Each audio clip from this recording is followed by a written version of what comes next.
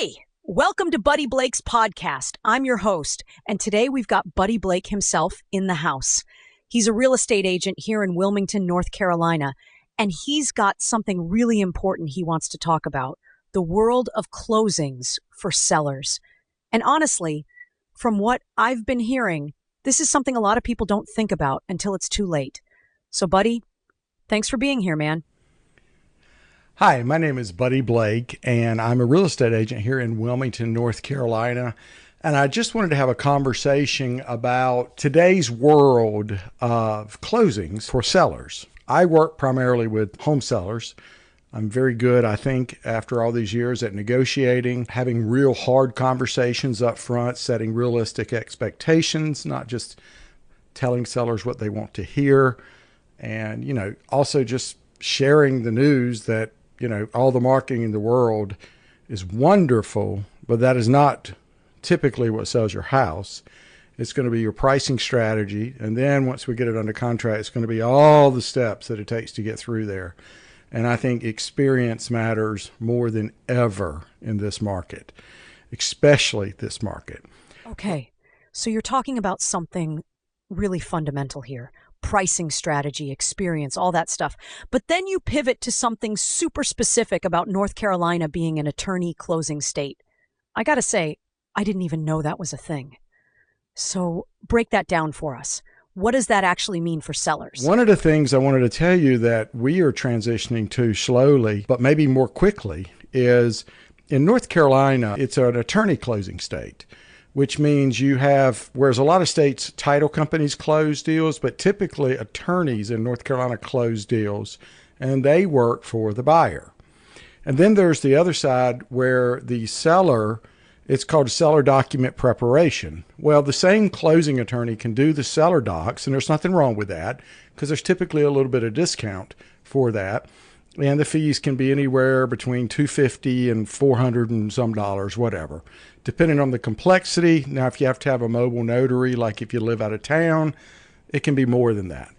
But one thing that we're starting to struggle with is because attorneys get busy, economics play into it. They don't necessarily have, enough staff to take care of everything, whereas it used to be, it was pretty commonplace for a seller to have a scheduled time to come in, sign the documents. The attorney would come in, go over the documents, answer questions and things like that.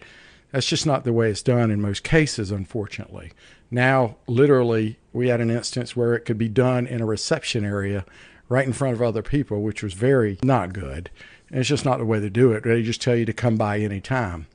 But that's a big deal. If you're selling your property, that is one of the final steps to selling. That's not the settlement statement where all the numbers are, but signing the deed has to be done a few days before closing in North Carolina so that the closing attorney can then make sure the title insurance is okay with the deed, the way it's transferring deed, and it has to be a wet signature, which means notarized real signature, not electronic.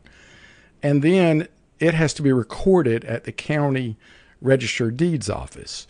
And that is a tremendously important instrument, and it has to be done a few days before closing so that everybody can approve it. If there's a lender involved, if there's a title company involved, which there's always going to be a title company involved, and the closing attorney has to approve it.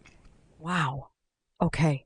So you're saying that the way it's been done, where the buyer's attorney just handles the seller docs on the cheap, is starting to show some real cracks.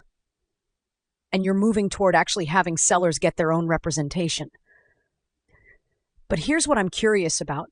You mentioned this case you just closed today with all the estate stuff and the step-up basis complications. That sounds like it could have gone sideways pretty quick without the right attorney. Tell us about that situation. So with that said, we are moving back to, and we're finding some attorneys that are prepared to do this, where it's actually seller representation. It costs a seller a little bit more money, and they don't have to do it. They can still go that route. But there's so many questions that need to be answered. And as a real estate agent, I can't answer definitively tax information, step-up basis. I can give them words to ask and questions to ask and point them in directions where they do need an attorney to talk through things. And to give you an example, we just closed one today, and it was a family situation. It was an estate, which there's a lot of those. And there's all kinds of step-up bases involved. And it was actually a few different transactions all put together, and it kind of dominoed. And I sent them to an attorney that I've known for going on 30 years. He's a friend of mine.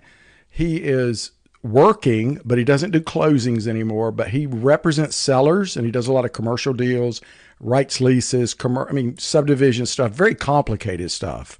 In my opinion, he's one of the probably most brightest minds still around in the business, but he works till 12 every day, and he does his own work. There's no paralegals, no assistants involved now because his stage of his business, he's been able to focus on what he likes to do, and he bills by the hour. So to give you an example, in this situation, come to find out, and of course we don't know it, there's situations where estates aren't closed properly by another attorney, deeds aren't cut, step-up basis aren't done, and all of these things can have tax consequences, not just for the sellers now, but for generationally. It can create situations that could be remedied if they had a consultation. So I just had one today, and it went really well, and it got a little bit complicated, to be honest, on our side because of all the moving parts. I'll not go into the details because it's kind of private. But long story short is, and my attorney friend, his name is Alan. He's also been a partner with me on different ventures over the years, and we still own a building together. But in the end, he was able to sit. First off, he answers the phone call. He talks to him. You have direct access to the attorney, conversations about things to make sure everything's perfect. Then he sits down with you and he goes over all these questions. He explains, hey, you might want to get an appraisal to make sure that if there's ever an audit or anything like that, so you've got the fair market value as of the time of the deceased passing, and then you getting the property. Now, you may never need that, but you could need that. And in the case of this is a large transaction, and it also led to an even larger transaction, and it could have been hundreds of thousands of dollars in taxes, but he was able to advise them of these things.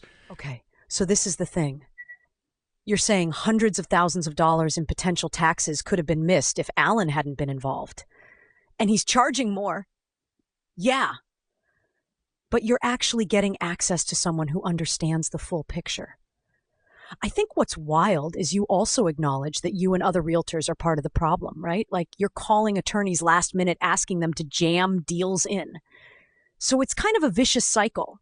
There's no way that the buyer's attorney who's doing the deed prep for a couple $100, $200 or $300, is going to be able to do that. First off, you're likely not going to get a slotted time to come in, and you're probably may or may not be able to get the attorney on the phone. And I just had a recent situation. I was trying to close a deal, and I couldn't get attorneys on the phone. And I'm involved in the transaction as a real estate agent. And that's no slant on attorneys. A lot of them are understaffed because things have started picking back up. And, when things slow down, we all have to make decisions and cut back. Well, now you got to get the staff back. You got to get them trained. Well, that takes time. And then it's hard to say no to opportunities. And then when you got a bunch of realtors like me calling you left and right, hey, can you work this in? Can you work this in? All at the last minute, it does create trouble for attorneys. And there are some wonderful attorneys in this area. I'm happy to share numerous ones. And I've got my favorite ones that I've used and I do my business with, but I've also got my ones that I prefer not to deal with too. Nothing against them personally. It's just, it doesn't happen well. But I just want to tell you that if you're a seller and you're selling a piece of property, now if it's a simple transaction, no big deal, you live there, all these things, there's nothing wrong with letting the buyer's attorney doing the seller documentation. Nothing wrong at all about it. But if there's any complication, if there's an estate, if there's inheritance, if there's tax implications, if there's flaws in the title, if there's liens, if there's judgments, it really behooves you to get seller representation with an attorney. It will cost you not thousands of dollars more. I'm talking about going from $400 to maybe $600 or $700. And that way you actually get some time to ask questions, make sure you're doing it right. And so many times it blends in the questions around other things that you need planning for. Hey, I was thinking about, I need some help for this. Maybe you need a life estate. Maybe you need a trust. You want questions about it. They can also answer those questions. But if you just do it the way it's going now, which everybody's just thinking about cheap, cheap, cheap, you never really get that professional advice. And we're going to start moving back to that and I love that you're being honest about that. You're not just blaming attorneys. You're saying, hey, we're doing this too.